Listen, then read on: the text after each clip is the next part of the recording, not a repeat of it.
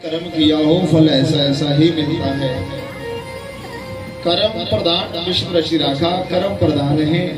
हम जैसे जैसे कर्म करेंगे हमें फल ऐसा ऐसा ही मिलेगा।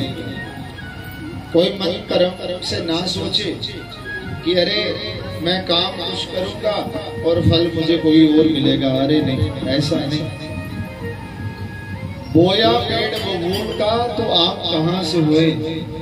किसान जब अपनी खेती लगाता है तो क्या करता है, उसमें बीज डालता है।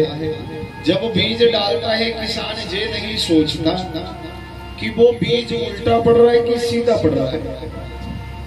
उसको तो खेती लगाने से मतलब है, हल चलाए और बीज फेंकना शुरू कर दिया। किसान ये नहीं देखता अरे बीज उल्टा पड़ रहा है सीधा पड़ रहा है। उसको तो खेती लगानी है। जब बीज मिट्टी में मिल जाता है तो फिर उसका स्वभाव है कि उसको अंकुरित होकर उठना ही उठना। और फसल आपकी तभी लगेगी। एक हिसाब रखना पड़ेगा कि ज्यादा सूखी खेती होगी तो बीज तब भी नहीं लगेगा, और ज्यादा गिल्ली होगी तो भी नहीं लगेगा। मतलब समतल बनाना पड़ेगा, फिर उसमें बीज लगाना पड़ेगा। जब बीज मिट्टी में मिल जाएगा वो अंकुरित होकर फूटेगा ही। ऐसे ही हम जो कर्म करते हैं, जिस प्रकार से हम अपना जीवन निकालते हैं, हम किसी के लिए कुछ नहीं करते। जो कुछ करते हैं हम अपने लिए करते हैं। हम कहते हैं हम बहुत चालाक हैं तो ये कर लेंगे। अरे चालाकी किसी के साथ नहीं हो, तुम्हारे लिए ही बन रही। जो हमने आज किसी के लिए किया वही हमें मिलेगा। जिसके पास जो होता है वो वही देता है। इसलिए व्यक्ति को कर्म अच्छा करना चाहिए। ये कर्मों की खेती है। कहते हैं कर्म कर फल की इच्छा। अरे क्यों नहीं करे इच्छा? जब इच्छा नहीं है तो फिर कर्म क्यों कर? और पुराना पैटर्न हो गया, कर्म करो फल की इच्छा ना करो। अरे कर्म किस लिए करने? फल की इच्छा तभी कर्म कर रहे हैं। किसी को मोक्ष की इच्छा है, किसी को धन की इच्छा है, किसी को नौकरी की इच्छा है, किसी को मकान की इच्छा है। इच्छा है।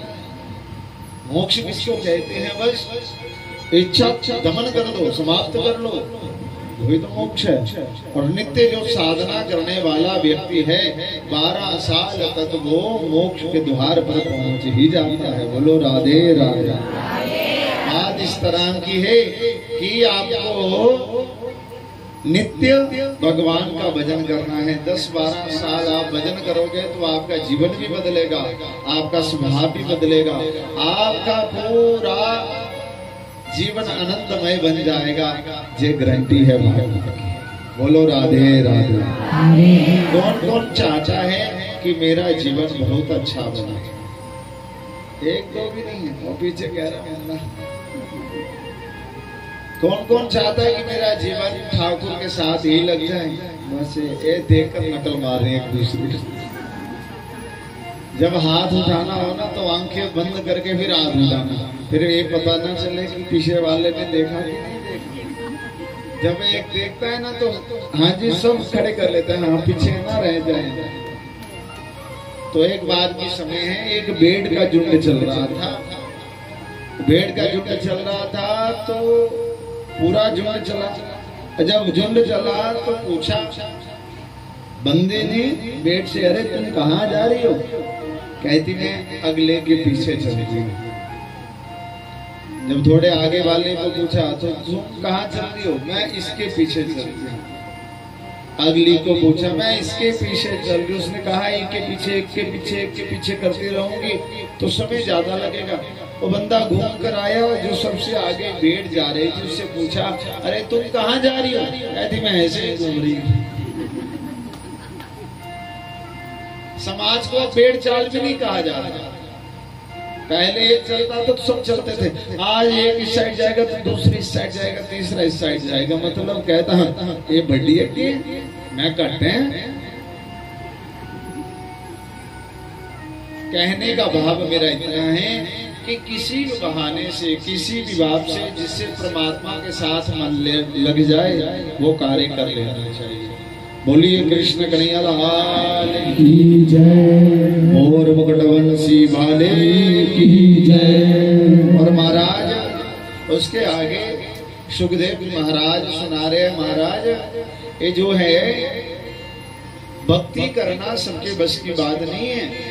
भक्ति के मार्ग पर चलना बड़ा कठिन है।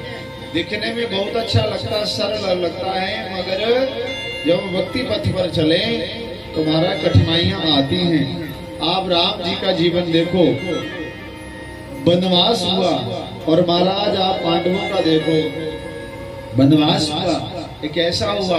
उन्होंने भी 10-12 साल लगाए। बोलिए कृष्ण कन्हैया लाल की जय। तो महाराज लगाने के बाद ये सारी चीजें जब हुई, होने का कारण ये हुआ, आज सुखदेव जी महाराज राज ऋषि परीक्षित जी को कथा सुना रहे हैं। कहते ये मन पर काबू डालना बड़ा मुश्किल है। ये जितने भी आए हैं हम सब एक ही माध्यम है कि अपना मन काबू में रहे। कभी कोई तीर्थ पे जाता है, अरे तीर्थों पे जाऊंगा तो मन शांत हो जाएगा। इस मन के लिए हमें क्या क्या नहीं करना पड़ता। सबसे दुनिया की तेज गति है तो वो है मन, और मन इतनी फास्ट चलता है कि महाराज हवाई जहाज भी स्लो चलता है। मन मेरा कहता है वृंदावन जाऊं तो 2 मिनट में वृंदावन पहुंच गया। ऐसे कहीं भी जाना हो तो समय लगता है। बोलो राधे राधे, प्रेम से बोलना पड़ेगा, बोलो राधे राधे। तो जैसे है ये सारी चीजें, तो क्या कहते महाराज, मेरी मैया जो आगे से आई तुम आगे हो जाती, इनको आगे नहीं आने देती। सच्चिदानंद भगवान की, मोर मुकुटवंशी वाले की जय। तो कहने का मतलब जो बाद में आए ना उसको पीछे बिठा दिया करो। एक ही वजह से सबका मन खराब करते हैं। और सोचना भी चाहिए। मैं फिर आधा घंटा लेट आया कि चलो छुपा छुपा आते रहे थे, पहले आ जाएंगे तो फिर बात बन जाएगी। लिखा होता ना हम नहीं सुधरेंगे, नहीं सुधरेंगे। बोलो चश्मे वाली मैया देख कैसे भी समय मिला।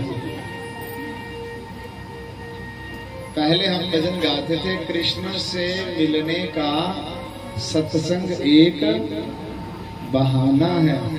आज वालियां माइया पता की कहती चल भैन चल चलिए किथे सत्संग तो गल्लां क्या कर रहे।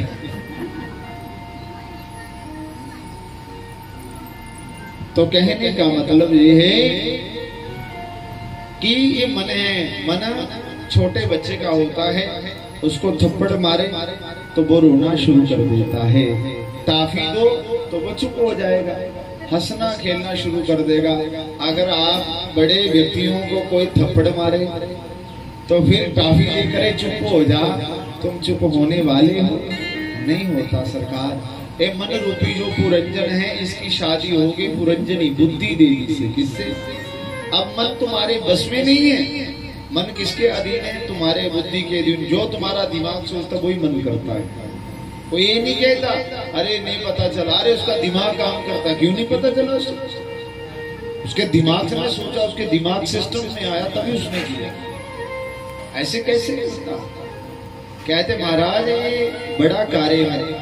एक ऋषि की कथा सुना रहे हैं सुखदेव जी महाराज। राज ऋषि परीक्षित कहते हैं कोई तपस्या करता है, भगवान मुझे सुख शांति मिल जाए। कोई भजन करता है, भगवान की पूजा करने के लिए लोगों की अनेक कामनाएं होती हैं। एक महाराज संत थे, उनकी भी कामना थी, उन्होंने तपस्या करे। नाम ऋषि का था करदम। जिसने प्रत्येक इंद्रियों का दमन कर दिया वो था करदम। प्रत्येक इंद्रियों के भगवान के प्रति लगा दिया, मगर इंद्रियों का कंट्रोल करना सबके बस की बात नहीं है।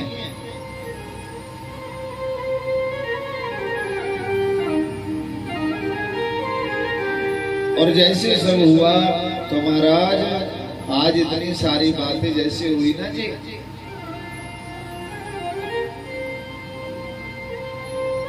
आज कर्दम जी महाराज ने तपस्या करी। तपस्या करने के बाद जब आंखें खोली तो समाज की ओर मन रम गया। कर्दम ऋषि ने सोचा, अरे समाज खाना पीना उठना है, शादी विवाह में रचा है, भगवान मेरी भी शादी हो जाए। विश्वामित्र जी ने 60,000 वर्ष तपस्या करी और मेनका नाम की अप्सराई पाजल बजा गई। और एक बुढ़े जी महाराज हैं कर्दम, और मन में विचार आ गया, अरे भगवान मेरी शादी हो जाए। तो भगवान नारायण प्रसन्न हुए, भगवान पीछे से ही रिश्ता लेकर आ गए। भगवान जैसे रिश्ता लेकर आए, चतुर्भुज रूप नारायण प्रकट हुए तो कहने लगे, कर्दम बताओ, मैं तुम्हारी भक्ति से प्रसन्न हूँ, बताओ क्या चाहिए। तो कहने लगे, महाराज कुछ नहीं चाहिए। पुराने जमाने का नियम रहता था ना, माता पिता जब शादी की बात करते थे तो बच्चे उठकर चले जाते थे कि नहीं? चले जाते।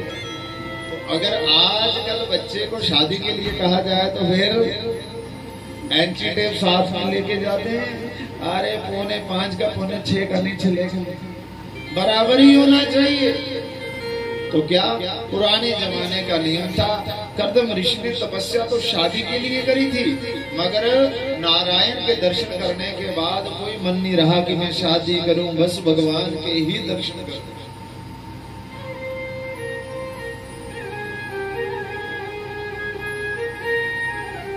आज भगवान कहते हैं, अरे बताओ किस लिए तपस्या करी। कहते भगवान ऐसे आपके दर्शन। भगवान कहते झूठे, झूठ बोलता है। नहीं, कहते तुमने तो शादी के लिए तपस्या करी। कहते हाँ प्रभु करी तो थी, मगर आपके दर्शन करने के बाद मन नहीं करता कि शादी करी। भगवान कहने लगे, अरे अभी तुम्हें शादी तो करना पड़ेगी। क्यों? क्योंकि मैं तुम्हारी कड़माई करवा के आया हूँ पीछे से। अब कड़माई करवाई, रिश्ता करवाया भगवान ने, तो ठीक है। अब महाराज जो भगवान के भक्त होते हैं ना, वो बड़े चालाक होते हैं। चालाक कैसे? आज जैसे कहा ना कि हाँ जी महाराज शादी कर लें। कहते प्रभु मन तो मेरा नहीं था, आप कह रहे तो कर लेता हूँ, मगर मेरी एक शर्त है। क्या शर्त है? आपको मेरे घर पुत्र बनकर आना पड़ेगा। भगवान ने कहा कोई बात नहीं, पुत्र बनकर आएंगे, मगर तुम शादी कर लेना। कहते ठीक है। बोलिए कृष्ण कन्हैया लाल की जय, कृष्ण कन्हैया लाल की जय। भगवान स्वयं मनु जो महाराज थे, उनके 2 पुत्र और 3 पुत्रियां थी। एक पुत्र का नाम था प्रियव्रत और दूसरे का नाम था उत्तानपाद। और ब्रह्मा की सृष्टि में सबसे पहले 3 बेटियां हुई और 2 पुत्र हुए।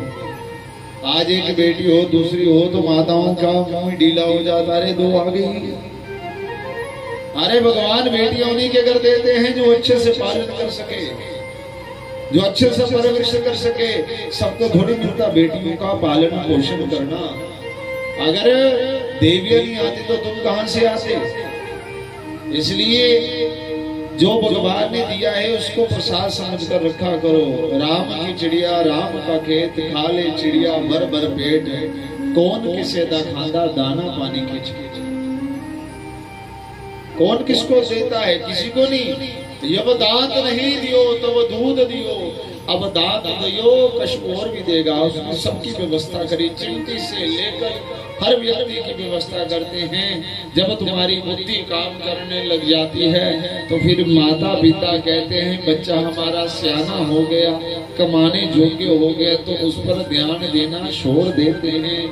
ऐसे ही परमात्मा से जब हम ज्यादा बुद्धि लड़ा लेते हैं, भगवान कहते हैं अब ये बुद्धिमान बना हुआ है, अब इसको साइड कर दो। देख लेना परिवार में 2-4 बच्चे हों तो क्या भैया सबको एक जैसा भोजन करवाती, एक जैसे स्कूल पढ़ाती, मगर सब पढ़ने में एक जैसे नहीं होते। खाना एक जैसा खिलाए, स्कूल एक जैसा दिया, मगर पढ़ाई में कोई कम कोई ज्यादा। तो क्या कमी है? वो उसके पूर्व जन्म के कर्म है। अभी तो सब कुछ ठीक है, भगवान को भोग लगाना है मतलब नहीं है। अरे भगवान खाते नहीं तो कैसे भोग लगाए। बच्चा पढ़ता है किताब से, पढ़ता कि नहीं? जब पढ़ता है तो जब वो पूरे साल पढ़ने के बाद पेपर दे देता है, पेपर देने के बाद बताओ उसकी किताब से कोई प्रश्न उत्तर निकलता बाहर? किताब वैसी की वैसी होती ना। मगर किताब पढ़कर हम अगली क्लास में चले जाते हैं।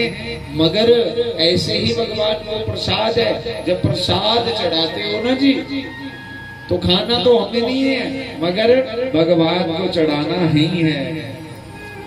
उसमें कोई कम होने वाला नहीं। भगवान बाप बना के हैं, बाप जैसा तुम्हारा होगा।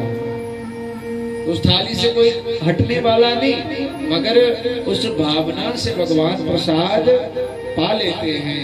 और जहां तक कहा है प्रसाद देने वाला नरक में जाएगा। क्या कहा है? आप कहेंगे प्रसाद देने वाला नरक में क्यों जाए? ये कैसी कथा है? प्रसाद देने वाला नरक में क्यों जाए?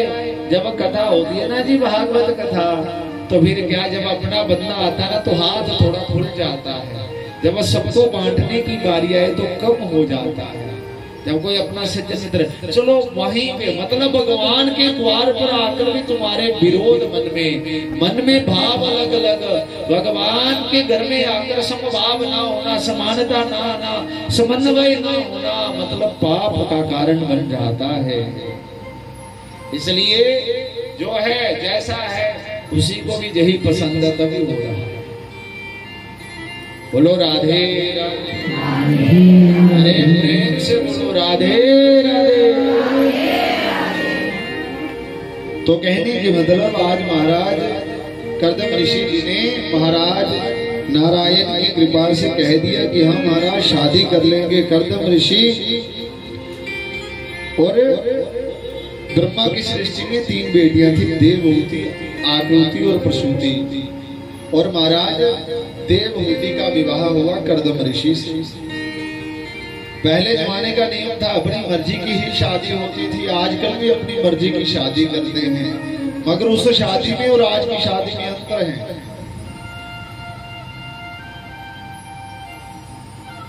आजकल शादी में क्या होती है, जब स्टेज पर पहुंचते हैं क्या कहते हैं, जय। तो सीता ने जब राम जी को बुआई तो उस समय क्या थी? उस समय जय माला थी कि बरमाला थी? बोलो। उस समय बरमाला, तो आज क्या होता है? बरमाला और जय माला। बोलो। मतलब जब स्वयंवर हुआ, सब राजाओं को बुलाया, तो उसमें जो के देखा गया कि इसमें विद्युता कितनी है, इसमें ज्ञान कितना है, इसमें बल कितना है। तो क्या होगा? जो लक्ष्य दिया उसको परिपूर्ण किया। तो सीता की शादी हुई किससे? राम जी से। तो सीता ने बरमाला धारण करवाई, है तो लक्ष्य रखा। आजकल की भी देवियां करती हैं अपनी मर्जी की शादी, मगर आधार कार्ड चेक कर लेना कि है कौन है। ऐसे ना हो कि तुम्हारे टुकड़े करके फ्रिज में तुम्हें भी डालना पड़े। कहते महाराज मैंने प्यार किया है, तो मैंने कहा एक कौन सी बड़ी बात, प्यार करना चाहिए, क्यों नहीं करना चाहिए? किसने कहा कि प्यार नहीं करना? करो। मैंने पूछा अच्छा कर लिया? कहते हाँ जी। मैंने कहा रोटियां बनाने आती? कहती वो नहीं आती। पहले गोल गोल रोटी बनाना सीख लो, फिर करते रहना। जिस माता पिता ने तुम्हें जन्म दिया है, तुम्हारे आगे जीवन के लिए कोई खिलवाड़ नहीं करेंगे, वो अच्छा ही ढूंढेंगे आप सबके लिए। और जल्दबाजी कभी नहीं करनी चाहिए। उनके जीवन का अनुभव है। माता पिता के 40 साल का, 50 साल का वो आम व्यक्ति में नहीं होता। अनुभव किसी पुस्तक से नहीं मिलता, किसी किताब से नहीं मिलेगा, दुकान से नहीं मिलेगा।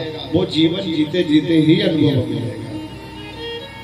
40-50 साल का माता पिता ने किस देश को देखा, किस गांव को देखा, कैसे कैसे लोग देखे, कैसे कैसे मौसम देखे, वो माता पिता ने देखे, बच्चों ने नहीं। बोलो राधे राधे। सच्चिदानंद भगवान की।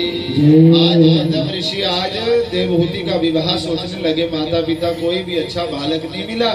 जब अच्छा बालक नहीं मिला तो महाराज क्या हुआ? जब अच्छा बालक नहीं मिला तो आज राजा ने निर्णय निकाल दिया, अरे सुबह उठकर